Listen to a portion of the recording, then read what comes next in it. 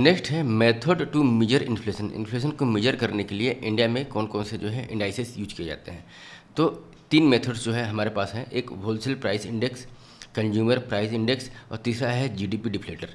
ये सबसे ब्रॉडर होता है GDP deflator. Consumer price index जो है वो रिटेल लेवल पे जो है हम अगर इन्फ्लेशन को मेजर करते हैं तो वो हमको सीपीआई के थ्रू पता चलता है, और होलसेल लेवल तक का जो है अगर इन्फ्लेशन पता करना हो तो डब्ल्यूपीआई होता है हमारा। अभी गवर्नमेंट ऑफ इंडिया के द्वारा जो है कंज्यूमर प्राइस इंडेक्स को टारगेट करके जो है इकोनॉमिक पॉलिसी चाहे मॉनिटरी पॉलिसी हम बोलें उसको डिसाइड किया जाता है। गवर्नमेंट जो है होलसेल प्राइस इंडेक्स को टारगेट करता है, कंज्यूमर प्राइस इंडेक्स को टारगेट करता है, और इसके भी जो है वेरियस पार्ट हैं उसको हम एक एक करके समझेंगे। इसके पहले हम समझें कि जो ये wholesale price index, consumer price index और जीडीपी डिफ्लेटर होता है, ये होता है किसी न किसी बेस ईयर के साथ जो है इसको एसोसिएट करते हैं। तो उसको अगर समझा जाए तो बेस ईयर और बेस इफेक्ट क्या होता है। तो जैसे कि इन्फ्लेशन को अगर हमको मेजर करना है तो कहीं ना कहीं हमको कंपैरिजन करना पड़ेगा किसी ईयर से कि किस साल में कोई चीज़, एग्जांपल के लिए अगर ओनियन हमको आज 20 रुपये में मिल रहा है तो हमको ये पता चलना चाहिए कि ये इन्फ्लेशन हुआ है कि नहीं, महंगाई बढ़ा है कि नहीं। तो हमको किसी न किसी ईयर, हो सकता है कि आज 2026 है तो 2024 के साल में ओनियन का प्राइस 15 रुपये था, तब जाके हमको पता चलता है कि हाँ 5 रुपये का इन्फ्लेशन यहाँ पे हुआ है। अगर 2024 में ओनियन का प्राइस 2020 रुपये ही था और अभी भी 20 रुपये है तो यहाँ पे हम बोलेंगे कि इन्फ्लेशन नहीं हुआ है। तो कहीं ना कहीं हमको एक ईयर ऐसा चाहिए रहता है जिसके चलते जो है हम ये डिसाइड कर पाते हैं कि उसके कंपैरिजन में अभी हम जो ईयर में चल रहे हैं कि उसमें रेट कितना बढ़ा है। तो जिस ईयर से हम कंपैरिजन करते हैं उसको हम बोलते हैं बेस ईयर। तो बेस ईयर है, ये बेसिस होता है जिसके आधार पे जो है हम प्राइस इंडेक्स को कैलकुलेट करते हैं, और पर्पज़ हमारा कैलकुलेशन का होता है कि रेट ऑफ इन्फ्लेशन को निकालना है, रेट ऑफ इन्फ्लेशन को कैलकुलेट करना है। और ये बेस ईयर के बाद जो है बेस इफेक्ट क्या होता है हमारा, ये शो करता है कि कितना इम्पैक्ट जो हो रहा है, जो प्राइस लेवल का जो डिफरेंसेस हो रहा है बेस ईयर और जो है करंट ईयर में, उस कितना डिफरेंस हो रहा है उसके इम्पैक्ट को हम बेस इफेक्ट के रूप में मेजर करते हैं। अगर बेस हमारा कम है, जैसे कि बेस हमारा 100 रुपये का है और 20 रुपये हमारा जो है इन्फ्लेशन हुआ है, तो हमारा जो है इसमें बेस 100 के हिसाब से जो है 20% इन्फ्लेशन हुआ है। लेकिन वहीं हमारा जो है अगर 200 बेस है और केवल फिर भी 20 रुपये का ही इन्फ्लेशन हुआ है तो यहाँ पे 10% जो है इम्पैक्ट होगा हमारे इन्फ्लेशन पे। तो यहाँ पे बेस इफेक्ट जो है वो हाईली ज़्यादा है क्योंकि हमारा लो बेस है। तो उसको हमको समझने के लिए जो है बेस इफेक्ट बेस ईयर के रूप में हम कैलकुलेट करते हैं। फिर ये बेस ईयर जो है चूज़ किया जाता है गवर्नमेंट ऑफ इंडिया के द्वारा, जो है हमने एनएसओ यहाँ पे जो है डिसाइड करता है। तो ये किसके आधार पे मतलब क्या क्राइटेरिया यूज़ करके जो है बेस ईयर को डिसाइड करते हैं। तो year with less monsoon deficit, मतलब ऐसा साल को हम बेस ईयर के रूप में चूज़ करते हैं कि जिसमें डिस्टर्बेंस वगैरह जो है कम हो, जियो पॉलिटिकल टेंशन वगैरह कम होता है। तो अगर मानसून डेफिसिट नहीं होगा उस ईयर को चूज़ करते हैं। नो मेजर नेचुरल कैलामिटी और ड्रॉट टाइप, फेमान टाइप का सिचुएशन आए तो ऐसे ईयर को चूज़ करते हैं। Year that should have not inflation और अलार्मिंग रेट, जो इन्फ्लेशन जिस साल जो है वो कंट्रोल्ड रहता है उस ईयर को चूज़ करते हैं। अनस्टेबल ईयर जिसके जैसे कि इकोनॉमिक एक्टिविटी आर जो है not considered as a base year, जैसे कि जिस साल में इकोनॉमिक एक्टिविटी जो है अनसर्टन रहती है। एग्जांपल के लिए देखा जाए तो हमारा जो है डिमोनेटाइजेशन किया गया था, फिर जीएसटी इम्प्लीमेंट किया गया था, तो ये साल ऐसे थे कि हमारा जो है इकोनॉमिक अनस्टेबिलिटी थी वहाँ पे। तो वैसे सालों को जो है मतलब बेस ईयर के रूप में चूज नहीं किया जाता है। There should not be a gap between base year chosen और करंट ईयर, जो है करंट ईयर और बेस ईयर के बीच में जो है ज़्यादा गैप भी नहीं होना चाहिए। जैसे कि 2026 चल रहा है तो ये नहीं कि हम 2018 या 2020 का जो है बेस ईयर चूज़ करें, इसलिए ऐसा कि ज़्यादा गैप हो जाने की वजह से जो है बेस ईयर का इफेक्ट भी जो है वो मतलब हमको उतना इम्पेक्टेड नहीं दिखता है, क्योंकि उस बीच में ऑलरेडी जो है जो प्रोडक्ट वगैरह का जो है प्राइस वगैरह जो है ज़्यादा बढ़ जाता है। तो बेस इफेक्ट चूज़ करने का क्राइटेरिया क्या है कि जिस साल जो है मानसून डेफिसिएट ना हो, नेचुरल कैलामिटी, ड्रॉट, फेमाइन इस टाइप की सिचुएशन ना हो, इन्फ्लेशन वगैरह जो है कंट्रोल रेंज में रहे, जियो पॉलिटिकल टेंशन वगैरह ना हो, इकोनॉमिक एक्टिविटी जो है वो स्टेबल हो, और जो है गैप हमारा जो है चूजन जो ईयर है और जो करंट ईयर है बेस ईयर के रूप में जिसको हम चूज़ करते हैं और करंट ईयर के बीच में ज़्यादा गैप ना हो। तो ये सब क्राइटेरिया अगर फुलफिल होता है हमारा तो उस ईयर को जो है हम as a base year choose करते हैं अपने बेंचमार्क के कंपेरिजन के लिए। इसमें हमारा जो है कंज्यूमर प्राइस इंडेक्स को अगर डिस्कशन करें यहाँ पे, तो कंज्यूमर प्राइस इंडेक्स जो है वो मेजर करता है रिटेल प्राइस जो चेंजेस होता है। रिटेल प्राइस मतलब जो फाइनल कंज्यूमर के द्वारा जो है प्राइस जो दिया जाता है किसी प्रोडक्ट के बीच में, तो उसके इन्फ्लेशन को हम कंज्यूमर प्राइस इंडेक्स में मेजर करते हैं। वो भी हमारा क्या इन्फ्लेशन होता है, ये मंथली बेसिस पे हम इसको कैलकुलेट करते हैं। इसके अंतर्गत गुड्स और सर्विस दोनों इंक्लूडेड होते हैं। तो कंज्यूमर प्राइस इंडेक्स क्या है, रिटेल लेवल पे जो है प्राइस चेंजेस को कैप्चर किया जाता है, मंथली बेसिस पे कैप्चर किया जाता है, गुड्स और सर्विस दोनों इसमें इंक्लूड होते हैं। इसमें जो फोकस किया जाता है, जो होमोजीनियस ग्रुप ऑफ कंज्यूमर होता है, जैसे कि सेम लाइकिंग टर्म्स, जिसमें बास्केट्स ऑफ कमोडिटीज़ जो है, इसमें फिक्स बास्केट ऑफ कमोडिटी में सिमिलर टाइप के जो है होमोजीनियस कंज्यूमर को फोकस करके इसका सर्वे किया जाता है। और इसके द्वारा जो है presently it takes into consideration two homogeneous group, जिसमें कि रूरल हाउस होल्ड होता है और अर्बन हाउस होल्ड होता है, और दोनों को सेपरेटली जो है कंज्यूमर प्राइस इंडेक्स के माध्यम से जो है सर्वे करके उसके इन्फ्लेशन को कैलकुलेट किया जाता है। जो ग्रामीण क्षेत्रों में किया जाता है हम उसको बोलते हैं कंज्यूमर प्राइस इंडेक्स रूरल, जो अर्बन एरिया में किया जाता है उसको हम कंज्यूमर प्राइस इंडेक्स अर्बन बोलते हैं। ये रिफ्लेक्ट करता है कॉस्ट ऑफ लिविंग, दो जो कंसर्न कैटेगरी है कंज्यूमर की, अर्बन एरिया की और रूरल एरिया के। तो कॉस्ट ऑफ लिविंग भी हमको अगर ज्ञात करना है तो कंज्यूमर प्राइस इंडेक्स के माध्यम से पता चलता है। देखा जाए कंज्यूमर प्राइस इंडेक्स को तो ये होता है कि इंडस्ट्रियल वर्कर, जिसको जो डिजिग्नेटेड जो इंडस्ट्रीज़ वगैरह में काम करने वाले वर्कर्स वगैरह होते हैं, तो उनके जो है फिक्स बास्केट्स ऑफ कमोडिटी के प्राइस राइज को कैप्चर किया जाता है, और उसके आधार पे जो है लेबर ब्यूरो के द्वारा जो है consumer price index industrial worker release किया जाता है। और इसी के अकॉर्डिंगली जो है जो डीए वगैरह जो अनाउंस किया जाता है गवर्नमेंट के द्वारा, महंगाई भत्ता जी डियरनेस अलाउंस, ये इसी को बेस बना करके इसी के इन्फ्लेशन के आधार पर जो है अनाउंस किया जाता है। फिर सीपीआई का एक वैल्यू आता है एग्रीकल्चर लेबर, जो कि डिजिग्नेटेड करता है कि मिनिमम वेज जो होना चाहिए एग्रीकल्चर लेबर का डिफरेंट स्टेट्स में। इसी के आधार पे जो है एमजी नरेगा, आप चाहे उसको जो बीबीजी रामजी नाम हो गया है, तो उसके वेज का रिवीजन जो है सीपीआई एग्रीकल्चर लेबर के आधार पर किया जाता है। फिर सीपीआई लेबर रूरल, ये भी जो है लेबर रूरल जो लेबर होते हैं उनका भी इन्फ्लेशन जो है ये सीपीआई के द्वारा ही ज्ञात किया जाता है, और इसको भी जो है मिनिस्ट्री ऑफ लेबर और अनएम्प्लॉयमेंट के द्वारा लेबर ब्यूरो के द्वारा जो है रिलीज किया जाता है। तो CPI industrial worker, CPI agriculture labour और सीपीआई रूरल लेबर, ये तीनों इंडेक्स जो है लेबर ब्यूरो के द्वारा कंपाइल किए जाते हैं, जो कि मिनिस्ट्री ऑफ लेबर और अनएम्प्लॉयमेंट के अंतर्गत जो है कार्य करता है। चौथा हमारा कैटेगरी है सीपीआई रूरल, जो ग्रामीण अलग से निकलता है, सीपीआई अर्बन शहरी क्षेत्रों के लिए, और सीपीआई अर्बन और रूरल ये कंबाइंड रूप में निकलता है। तो इसको जो है नेशनल स्टैटिस्टिकल ऑफिस के द्वारा जो है कंपाइल किया जाता है, रिलीज किया जाता है। इसके पहले जो है Indian government issue an order 2019 में जो है उसने NSSO national sample survey office और सीएसओ सेंट्रल स्टैटिस्टिकल ऑफिस, ये दोनों को मर्ज करके 2019 में एनएसओ के रूप में जो है फॉर्मेशन कर दिया। इसका बेस ईयर जो है वो रिवाइज हो चुका है। अब जैसे कि सीपीआई में क्या क्या चीज़ें हैं इसको हम समझेंगे, और बेस ईयर रिवीजन हुआ है उसके अकॉर्डिंगली। तो सीपीआई के अंतर्गत जो है हम चेंज जो प्राइसेस का जो लेवल है उसको जो चेंजेस हुआ है उसको मेजर करते हैं कंज्यूमर के लेवल तक का। इसमें हंड्रेड्स ऑफ गुड्स और सर्विस जो है जो कमोडिटी ऑफ द बास्केट के अंतर्गत होते हैं, उनके महंगाई की दर चाहे इन्फ्लेशन के रेट को जो है हम कंपेयर करते हैं इस महीने। मान लीजिए हम जो है अभी अगर जून मंथ में कंपेयर कर रहे हैं, जून 2026 में, तो इसको जो है जून 2025 के कंपैरिजन में हम करेंगे कि पिछले साल जो है प्रीवियस ईयर इसी महीने जो है कितना इसका इन्फ्लेशन का रेट था और अब कितना है। तो मंथली बेसिस पे जो है इसको रिलीज़ किया जाता है, और ये जो है डायरेक्टली इन्फ्लुएंस करता है इंटरेस्ट रेट को। इंटरेस्ट रेट यहाँ पे हम बोलेंगे मॉनेटरी पॉलिसी जो हमारी होती है गवर्नमेंट की, उसके द्वारा जो रेपो रेट को जो डिसाइड किया जाता है आरबीआई के द्वारा, आरबीआई और मॉनेटरी पॉलिसी कमेटी के द्वारा, तो ये सीपीआई के बेस को ही बना करके जो है इसका डिसीजन लिया जाता है। और सीपीआई ही इन्फ्लेशन ऐसा है जिसको आरबीआई चाहे गवर्नमेंट ऑफ इंडिया टारगेट करती है कि हमारा जो है इतना रेंज का सीपीआई होना चाहिए। एट प्रेजेंट जो है गवर्नमेंट 2 से लेकर के 6% का जो है टारगेट रखता है कि इस बीच में हमारा इन्फ्लेशन होना चाहिए, और ज़्यादातर जो है 4% के आसपास रहना चाहिए हमारा सीपीआई इन्फ्लेशन का जो टारगेट रेंज। फार्मूला इसका यही है कि जो है सीपीआई जो है जो हमारा जिस एरिया में जिस वैल्यू जो है इनिशियल ईयर के रूप में और बेस ईयर के रूप में जो हम कंपेरिजन करते हैं, मिनिस्ट्री ऑफ स्टैटिस्टिक्स के द्वारा जो है इसको रिलीज़ किया जाता है। और न्यू सीपीआई का जो है बेस ईयर अब अपडेट करके 2024 कर दिया गया है। पहले 2012 बेस ईयर हुआ करता था सीपीआई का, उसको अपडेट करके 2024 कर दिया गया है।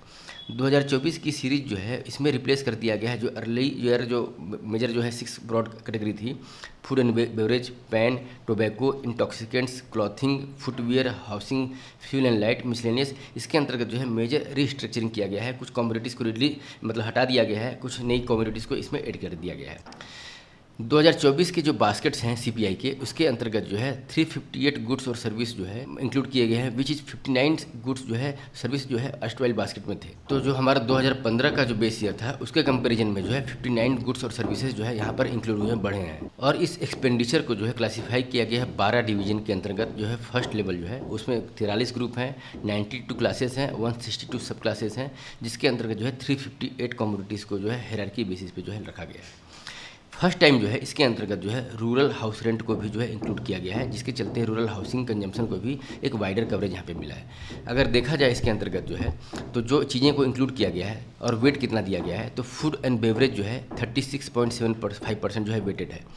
पान टोबैको इंटॉक्सिकेंट का 2.9% है। क्लॉथिंग और फुटवेयर का 6.38 है। हाउसिंग, वाटर, इलेक्ट्रिसिटी, गैस 17.67% है। फर्निशिंग हाउस होल्ड्स इक्विपमेंट 4.47% है। ट्रांसपोर्ट यहाँ पे 8.8% है। फिर एजुकेशन सर्विसेज वगैरह 3.35% है। रेस्टोरेंट एकोमोडेशन 3.35% है। इंफॉर्मेशन एंड कम्युनिकेशन 3.61% है। रिक्रिएशन कल्चर 1.52% है। हेल्थ पे 6.1% इसमें वेटेज दिया गया है। तो इसको अगर देखा जाए सीपीआई, इसके अंतर्गत गुड्स भी इंक्लूड है, सर्विसेज भी इंक्लूड है, पर्सनल केयर और मिसलेनियस सर्विस को 5.05 इसमें वेटेज दिया गया है। तो एक तरीके से देखा जाए इसका जो है कवरेज जो है वाइडर है। कंपेरिजन किया जाए अगर होलसेल प्राइस इंडेक्स से, तो उसके अंतर्गत सर्विस इंक्लूड नहीं होता है। तो की डिफरेंस अगर देखा जाए जो कि WPI होलसेल प्राइस इंडेक्स में मिसिंग है, तो वो होता है हमारा सर्विस। जैसे कि आप अगर हेयर कटिंग करवाते हैं, बैंकिंग सर्विस लेते हैं और ये सर्विस कॉस्टली अगर हो जाती है, तो वो होलसेल प्राइस इंडेक्स में रिफ्लेक्ट नहीं करेगा, लेकिन कंज्यूमर प्राइस इंडेक्स में वो रिफ्लेक्ट करता है, क्योंकि सर्विस जो है होलसेल प्राइस इंडेक्स में इंक्लूडेड नहीं होती है, यहाँ पर कंज्यूमर प्राइस इंडेक्स में जो है इंक्लूड होती है। यहाँ पे सर्विस में देखा जाए तो transport, education, recreation, amusement, personal care, ये सब चीज़ें सर्विस जो है वो सिग्निफिकेंटली कॉस्टलियर होते जाते हैं। सर्विस सेक्टर जो है एक तरीके से सबसे ज़्यादा कॉस्टली डायरेक्शन में जो है बढ़ता है। तो रिटेल इन्फ्लेशन जो है वहाँ हमको बढ़ करके दिखेगा, और वहीं पर अगर होलसेल प्राइस लेवल की बात की जाए तो वहाँ पर कोई इम्पैक्ट और कोई सिग्निफिकेंट चेंजेस हमको नहीं दिखता है। तो कंज्यूमर प्राइस इंडेक्स और होलसेल प्राइस इंडेक्स में जो है जो डाइवर्जेंस दिखता है वो सर्विस को लेकर के दिखता है, सर्विस के इन्फ्लेशन को लेकर के दिखता है हमको। और जो इसके अलावा जो वेट असाइनमेंट होता है, जैसे कि हमने देखा जो यहाँ पर जो वेट असाइनमेंट किया गया है डिफरेंट बास्केट्स ऑफ कमोडिटी को, वो होलसेल प्राइस इंडेक्स का और कंज्यूमर प्राइस इंडेक्स का भी ये वेट असाइनमेंट जो है डिफरेंट होता है। तो इसके चलते भी दोनों में वाइडर डिफरेंस हमको दिखता है। इन्फ्लेशन डिस्कशन कर रहे हैं हम, उसके अंतर्गत जो है हमारा नेक्स्ट है होलसेल प्राइस इंडेक्स से रिलेटेड नया सीरीज जो है गवर्नमेंट ऑफ इंडिया के द्वारा मिनिस्ट्री ऑफ कॉमर्स के द्वारा जो है लॉन्च किया गया है। इसका बेस ईयर रिवाइज किया गया है। मैटर क्यों करता है कि ऑफिस ऑफ इकोनॉमिक एडवाइजर इसने रिलीज किया है revised series wholesale price index के लिए, जिसका बेस ईयर 2022-23 रखा गया है। जो एग्जिस्टिंग बेस ईयर था हमारा 2011-12 का था, उसको रिप्लेस करके 2022-23 हो गया है। और इसको जो है 5 साल तक के लिए जो है इस डाटा को 2022-23 का जो है हमारा बेस ईयर है, ये रिवाइज इंडेक्स जो है 5 साल के लिए वैलिड है। साथ साथ जो है प्रोड्यूसर प्राइस इंडेक्स जो है ये भी जो है इसके साथ साथ चलेगा पैरेलल में। उसके बाद इसको जो है डिसकंटिन्यू कर दिया जाएगा, ऐसा जो है ऑफिस ऑफ इकोनॉमिक एडवाइजर के द्वारा बोला गया है। जो नया होलसेल प्राइस इंडेक्स जो सीरीज है, इसको जो है प्रोड्यूसर प्राइस इंडेक्स जो कि जो है कंपनी के स्तर पे जो आउटपुट है उसको मेजर किया जाता है। तो इसको जो है रिलीज किया गया है गवर्नमेंट ऑफ इंडिया के द्वारा, और जो मेजर स्टैटिस्टिक्स है गवर्नमेंट का इन्फ्लेशन से रिलेटेड, इसको जो है ग्रॉसली ओवरऑल किया गया है यहाँ पे। तो इसके आधार पे जो है हम जो रिसेंट जो में होलसेल प्राइस इंडेक्स है इसके रिलेटेड क्या चेंजेस है उसको हम अब समझने की कोशिश करते हैं। इसके अंतर्गत जो है आइटम्स का जो वेट किया हुआ था, चाहे नंबर ऑफ आइटम्स थे, उसको जो है रिवाइज किया गया है, चेंज किया गया है। होलसेल प्राइस इंडेक्स का 2011-12 का जो सीरीज़ था उसमें प्राइमरी आर्टिकल्स जो थे 115 थे और वेट था उनका 22.62। इसमें जो है प्राइमरी आर्टिकल्स को बढ़ा करके 2022-23 में 129 कर दिया गया है और वेट उसका जो है 22.76 रखा गया है। फ्यूल एंड पावर आइटम में 18 आइटम्स थे, उसका 13.15% वेटेज था। अभी जो है इसमें 25 आइटम्स हो गए हैं और 14% जो है लगभग इसका वेटेज है। मैन्युफैक्चरिंग आइटम जो है 564 था, जिसका वेटेज था 64.23। इसको बढ़ा करके 803 कर दिया गया है, वेटेज इसका 63.13 रखा गया है। टोटल आइटम जो है 2011-12 में 697 थे, अभी जो है 957 हो गया है। तो ये जो है ये वेटेज जो है हमारा ये लगभग बहुत ज़्यादा, मतलब जो नंबर ऑफ आइटम्स जो है वो बढ़ गए हैं, पहला चीज़। दूसरा, इसमें हम देखेंगे कि इसमें सर्विस सेक्टर इंक्लूड नहीं है। जो कि हमने इसके पहले डिस्कशन किया था सीपीआई, उसके अंतर्गत जो है सर्विस सेक्टर इंक्लूड था। तो सीपीआई और होलसेल प्राइस इंडेक्स के डिफरेंस को अगर समझा जाए तो होलसेल प्राइस इंडेक्स में जो है सर्विस इंक्लूड नहीं होती। सेकंड चीज़, बेस ईयर के बारे में भी अगर रिवीजन देखा जाए तो होलसेल प्राइस इंडेक्स का हमारा बेस ईयर 2022-23 का है, जबकि सीपीआई का बेस ईयर जो रिवाइज हुआ है वो 2024 का है। तो इसमें क्या क्या चीज़ें जो है निकल करके आई हैं, इसको अगर देखा जाए तो कोर कंसेप्ट क्या है कि होलसेल प्राइस इंडेक्स जो है ये मेजर करता है होलसेल मार्केट के अंतर्गत जो कमोडिटीज़ है उसके प्राइस के चेंजेस को। इसमें जो है एग्जांपल के लिए समझा जाए तो जैसे कि ओनियन है, ओनियन का प्राइस जो है एज ए कमोडिटी जो है होलसेल मार्केट में हम जब परचेस बाई और सेल करते हैं तब उसके जो है उसके अकॉर्डिंगली उसमें कितना चेंजेस आ रहा है और उसी के आधार पर जज करते हैं कि रिटेल मार्केट में वो क्या चीज़ें चेंज होंगी। जबकि जो है कंज्यूमर प्राइस इंडेक्स जो है ये वाइडली गवर्नमेंट ऑफ इंडिया के द्वारा, रिजर्व बैंक ऑफ इंडिया के द्वारा यूज किया जाता है डिसाइड करने के लिए मॉनेटरी पॉलिसी, जिसको हम बोलते हैं रेपो रेट। तो रेपो रेट का जो डिसीजन होता है गवर्नमेंट आरबीआई का वो सीपीआई के आधार पे होता है, कंज्यूमर प्राइस इंडेक्स के आधार पे। लेकिन जो मैन्युफैक्चरर हैं, होलसेल मार्केट के डीलर हैं, वो लॉन्ग टर्म कोई अगर जो है पैसा समझने वाला है इन्फ्लेशन को तो वो होलसेल प्राइस इंडेक्स को फोकस करता है, जो कि रिटेल इन्वेस्टर्स वगैरह जो होते हैं वो सीपीआई को फोकस करते हैं। तो इसमें जो है सप्लाई ऑफ रॉ मटेरियल करने वाला मशीनरी और कंस्ट्रक्शन वर्कर्स जो होते हैं वो सीपीआई होलसेल प्राइस इंडेक्स उनके लिए क्रूशियल हो जाता है। एग्जाम्पल के लिए देखा जाए, लॉन्ग टर्म सेल और परचेज कॉन्ट्रैक्ट करना है अगर आपको, तो होलसेल प्राइस इंडेक्स जो है वो कंपनियों के द्वारा जो है एज ए इंडेक्सिंग टूल जो है यूज़ किया जाता है। इंडेक्सिंग टूल का मतलब जिसके थ्रू जो है इन्फ्लेशन को एडजस्ट करके हम किसी चीज़ की रिटर्न को कैलकुलेशन करना, किसी के इंटरेस्ट को कैलकुलेशन करना या बार्गेनिंग करना। तो ये जो है अगर इन्फ्लेशन को एडजस्ट करते हैं प्राइस चेंजेस के अकॉर्डिंगली फ्यूचर को, तो उसको हम इंडेक्सेशन टूल बोलते हैं। तो होलसेल प्राइस इंडेक्स जो है कंपनियों को लॉन्ग टर्म सेल परचेस और कॉन्ट्रैक्ट के लिए एक तरीके से लार्जर जो है बैरोमीटर के रूप में कार्य करता है। तो इस जो सीरीज में 2024 की सीरीज में क्या चेंजेस किया गया है, 2022-23 का जो हमारा बेस ईयर रिवाइज किया गया है, इसके अंतर्गत पहला तो 697 जो है कमोडिटीज़ थे, आइटम्स थे, उसको बढ़ा करके 957 कर दिया गया है। फिर न्यू सोर्स ऑफ एनर्जी जो कि इलेक्ट्रिसिटी के अंतर्गत जो है उसको इंक्लूड किया गया है। जैसे कि न्यू सोर्स में हमारा अभी सोलर और विंड एनर्जी जो है ज़्यादा चल रहा है, ये पहले इंक्लूडेड नहीं था तो इसको इंक्लूड किया गया है। फिर जो है न्यूक्लियर इलेक्ट्रिसिटी को भी इंक्लूड किया गया है अंडर द इलेक्ट्रिसिटी बास्केट के अंतर्गत। फिर जो है इलेक्ट्रिसिटी एनर्जी प्राइजेस को ट्रैक करने के लिए फिर से इसको रिस्ट्रक्चर किया गया है। रिस्ट्रक्चर का मतलब कि कोई चीज़ प्राइमरी आर्टिकल्स में थी, प्राइमरी सेक्टर में थी, उसको जो है वहाँ से रिमूव करके फ्यूल और पावर में डाल दिया गया है। जैसे कि क्रूड ऑयल और नेचुरल गैस पहले प्राइमरी आर्टिकल्स में थे, उनको शिफ्ट करके फ्यूल एंड पावर में डाल दिया गया। ये मेजर रिसफलिंग है, इसको हम बोल सकते हैं, जो कि ये जो है ऑलरेडी जो है हमारा जो है फ्यूल और पावर के अंतर्गत जो है कोल, इलेक्ट्रिसिटी, पेट्रोलियम प्रोडक्ट है, उसके अंतर्गत और भी फ्यूल और पावर जो है ऐड कर दिया गया है। फिर मेथोडोलॉजी जो है इसकी कैलकुलेशन की, इसको इंप्रूव करने के लिए जो है gross value of the output जो है उस मेथड को यूज़ किया गया है और इसको आधार पर जो है प्रिपेयर किया जाएगा होलसेल प्राइस इंडेक्स 2022-23 के हिसाब से। Compare to the net traded value जो है इसके पहले जो है किया जाता था, जो कि GVA plus import minus export जो है, मतलब एक्सपोर्ट और इंपोर्ट के इम्पैक्ट को जो है मान करके जो है GVA में जो है ऐड किया जाता था होलसेल प्राइस इंडेक्स 2011, जो कि जो है इसको जो है अभी केवल जो है gross value of the output जो है यूज किया जा रहा है, न कि नेट ट्रेड वैल्यू जो है इसको यहाँ पे इग्नोर करके, मतलब जो है इसको जो है एडवांस बढ़ करके हम gross value of the output जो है यूज़ कर। हमने अभी जो है CPI डिस्कशन किया, WPI डिस्कशन किया। इन्फ्लेशन को मेजर करने का जो है तीसरा हमारा पैमाना है GDP डिफ्लेटर, और ये जो है एक्चुअल में जो है एक्यूरेट पैमाना हो सकता है। इसके अंतर्गत जो है ग्रॉसली जो है हमारा जो है CPI और WPI में जो कुछ आइटम्स छूट जाते थे, जैसे कि लिमिटेड आइटम्स थे WPI में भी और CPI में भी, लेकिन GDP डिफ्लेटर ये ओवरऑल पूरी GDP के अंतर्गत जो है जो भी कमोडिटीज़ जो है उसके वैल्यूज़ को जो है मेजर करता है यहाँ पे, लेकिन इसको हम ब्रॉडली यूज नहीं करते हैं, इसको हम समझेंगे क्यों। तो पहले तो GDP डिफ्लेटर होता क्या है, तो ये एक रेशियो है GDP एट करेंट प्राइस और GDP एट कांस्टेंट प्राइस के बीच का। अब यहाँ पे GDP कांस्टेंट प्राइस क्या है, तो ये जो है हमारा GDP को कैलकुलेट जो करते हैं तो हम एक बेस ईयर रखते हैं।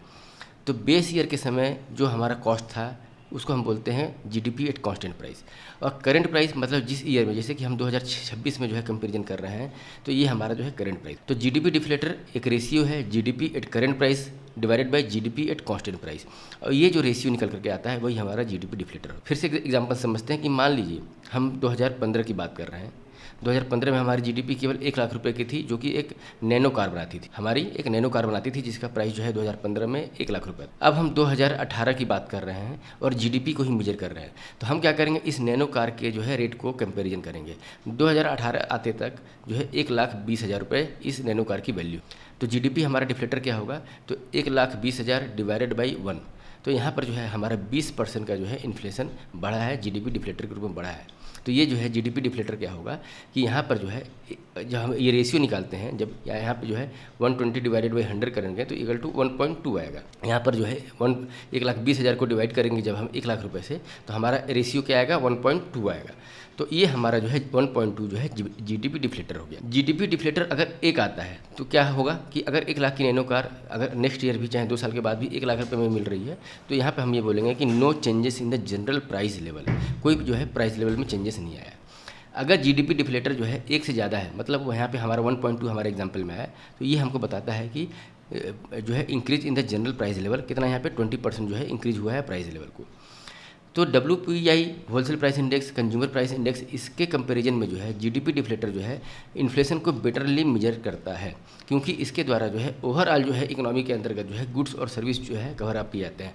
जैसे कि होलसेल प्राइस इंडेक्स में जो है सर्विस को कवर नहीं किया जाता है, लेकिन जो है इसके अंतर्गत जो है सभी चीज़ों को कवर कर लिया जाता है, लेकिन इसको फिर भी जो है वाइडली यूज नहीं किया जाता है, और खास करके जब शॉर्ट टर्म इन्फ्लेशन टारगेटिंग किया जाए तो तब तो बिल्कुल ही नहीं कर पाया जाता है। क्यों? क्योंकि जो जीडीपी का डाटा जो है वो हमको मंथली बेसिस पे अवेलेबल होता ही नहीं है। ये अगर होगा तो हमको क्वार्टरली भी होता है ये, और बाद में भी इसको जो है एडवांस एस्टिमेट, रिवाइज एस्टिमेट और फाइनल एस्टिमेट इस टाइप से जो है आते हैं, और एनुअली जो है ये जा कर के फाइनल हमको रिवीजन मिलता है। तो इसलिए जो है इसका हम जो है बेटर मेजरमेंट ऑफ इन्फ्लेशन होने की वजह से भी के बावजूद भी जो है हम इसको यूज नहीं कर। फिर नेक्स्ट कंसेप्ट है प्रोड्यूसर प्राइस इंडेक्स से रिलेटेड। ये जो प्रोड्यूसर प्राइस इंडेक्स PPI ये मेजर करता है प्राइस चेंज प्रोड्यूसर के लेवल का, प्रोड्यूसर के पर्सपेक्टिव के आधार पे जो है हम इसको मेजर करते हैं, जबकि CPI जो है वो कंज्यूमर के आधार पे होता है, बायर्स के पर्सपेक्टिव के आधार पे किया जाता है। PPI मेजर करता है average change in the price that producer receive, जो प्रोड्यूसर जो रिसीव करता है in the sense as a raw material जो है वो जो एवरेज प्राइस जो रिसीव करता है, और उसमें अगर कुछ इन्फ्लेशन का जो है दर दिख रहा है तो वो हमको प्रोड्यूसर प्राइस इंडेक्स पे रिफ्लेक्ट कर देगा, चाहे उसके अंदर गुड्स हो और सर्विसेज हो, क्योंकि PPI में जो है गुड्स और सर्विस जो है दोनों इंक्लूड होता है। और इसके अंतर्गत जो है गुड्स और सर्विस जो है डोमेस्टिक मार्केट या एक्सपोर्ट मार्केट में जो है सेल आउट होता है, उसको यहाँ पे कंसिडर किया जाता है। इसके अंतर्गत जो है एक्सक्लूडेड क्या है, तो जो इफेक्ट ऑफ इनडायरेक्ट टैक्स और इन्फ्लेशन ऑन द इन्फ्लेशन को इसमें एक्सक्लूड किया जाता है, क्योंकि ये जो है एक तरीके से जो है प्रोड्यूसर के लेवल पे, होलसेल लेवल पे जो है प्राइस को चेक करता है। तो इनडायरेक्ट टैक्स जो है इन्फ्लेशन के आधार पर अगर मेजर करते हैं तो ये जो है इनडायरेक्ट टैक्स का जो है इसमें असर नहीं दिखता, इफेक्ट नहीं दिखता है, इसलिए ये एक्सक्लूडेड है। होलसेल प्राइस इंडेक्स में अगर देखा जाए तो सर्विस सेक्टर इंक्लूड नहीं था, लेकिन प्रोड्यूसर प्राइस इंडेक्स में जो है गुड्स और सर्विस जो है दोनों इंक्लूडेड होता है। फिर देखा जाए तो there is a bias of double और multiple counting inherent under the WPI, मतलब WPI के अंतर्गत जो है डबल काउंटिंग चाहे मल्टीपल काउंटिंग का भी जो है बायसनेस हमको दिखता है, ये एरर हमको दिखता है, which can be avoided in the producer price index. जो है प्रोड्यूसर प्राइस इंडेक्स में जो है इसको अवॉइड किया जा सकता है। डबल काउंटिंग का मतलब जो है होलसेल एक तो रॉ मटेरियल से लेकर के फिनिश गुड जो है फैक्ट्री लेवल पे, जैसे कि फैक्ट्री लेवल पे अगर कोई फैक्ट्री के प्रोडक्शन में रॉ मटेरियल आता है और उस फैक्ट्री से जो है प्रोडक्शन होकर के जो है फिर से किसी डीलर के पास जाता है, तो इस बीच में ये जो फैक्ट्री है यहाँ पे दोनों जो है इन्फ्लेशन को काउंट किया जा रहा है, तो ये बायसनेस जो है अब डबल एंड मल्टीपल काउंटिंग दिखता है।